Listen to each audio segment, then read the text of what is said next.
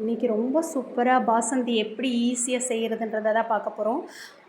ஹோட்டல்ஸ்லலாம் அதிகமாக காசு கொடுத்து வாங்கி சாப்பிட்றத விட நம்ம வீட்டிலையே சூப்பராக செய்யலாம். எப்படி செய்யுதுன்னு பார்க்கலாம் வாங்க. நான் இதை நல்லா ஒரு அடிக்கனமான பாத்திரத்தில் தான் செய்யணும். நான் இரும்பு கடாய் தான் எடுத்திருக்கேன். 1 லிட்டர் பால் தான் நான் சேர்த்துருக்கேன். 1 லிட்டர் பாலில் 4 பேர் சாப்பிட்ற அளவுக்கு பாசந்தி கிடைக்கும். கொஞ்சம் டைம் எடுக்கும், அவ்வளோதான். ரொம்ப ஈஸியாக செஞ்சிடலாம்.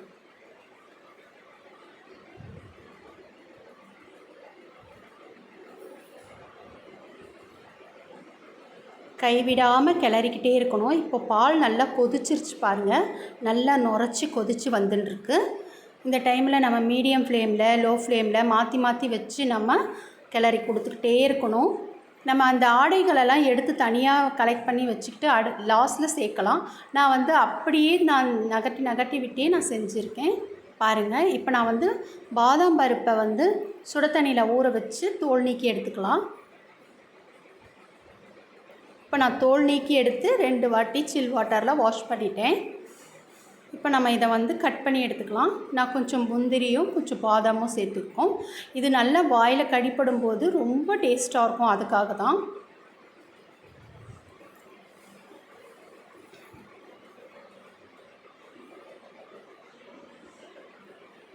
இந்த மாதிரி எல்லாத்தையும் நம்ம கட் பண்ணி எடுத்துகிட்டு வந்துடலாம்.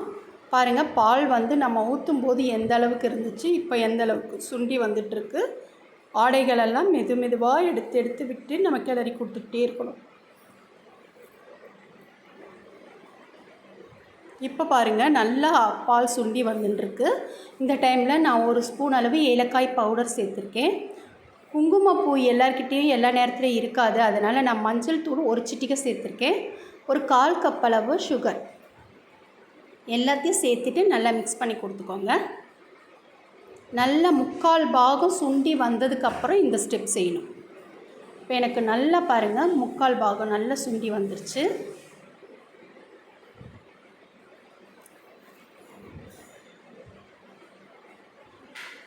இந்த டைமில் அந்த பருப்பை நெய்யில் கொஞ்சம் வதக்கி எடுத்துக்கலாம். வதக்காமலும் சேர்க்கலாம். வதக்கி சேர்க்கும்போது கொஞ்சம் க்ரன்ச்சினஸ் கொஞ்சம் அதிக நேரமாக இருக்கும், அதனால் நான் வறுத்து எடுத்துக்கிறேன்.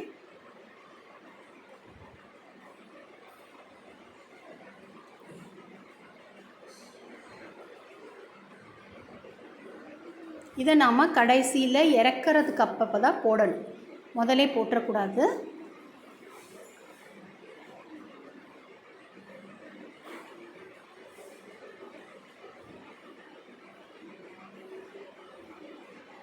இப்போ பால் நல்லாவே சுண்டி வந்துருச்சு பாருங்கள். சூப்பராக சுண்டி வந்துருச்சு. இதுக்கு மேலே இருந்தால் ரொம்ப கட்டியாயிடும். இதுதான் சரியான பக்குவம். இப்போ நாம் அதை எடுத்துட்டு இதுக்கப்புறமா தான் நம்ம நட்ஸ்லாம் சேர்க்கணும். சேர்த்துட்டு நம்ம ஃப்ரிட்ஜில் வச்சுட்டு அதுக்கப்புறம் சர்வ் பண்ணணும். சூப்பராக இருக்கும். பார்க்கவே எவ்வளோ நல்லா இருக்குது பாருங்கள். பாசந்தி அவ்வளோ டேஸ்ட்டாக சூப்பராக இருக்கும். கடைகளில் அதிக விலை கொடுத்து வாங்கினா கூட இந்த டேஸ்ட் வராது.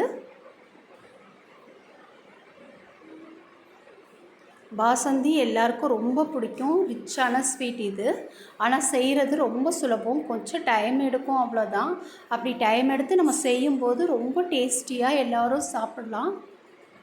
எல்லோரும் கண்டிப்பாக ஒரு முறை ட்ரை பண்ணி பாருங்கள். இதை நல்லா ஃப்ரிட்ஜில் வச்சுட்டு சில்லுன்னு எடுத்துகிட்டு வந்துட்டேன். ஒரு 4 மணி நேரமாவது குறைஞ்சது ஃப்ரிட்ஜில் வைங்க, அப்போ தான் இது சாப்பிட ரொம்ப டேஸ்ட்டாக இருக்கும். பார்க்க எவ்வளோ நல்லா இருக்குது பாருங்கள். நம்ம அதை இறக்கி ஊற்றும் போது எப்படி இருந்துச்சு, இப்போ எப்படி இருக்குது பாருங்கள்.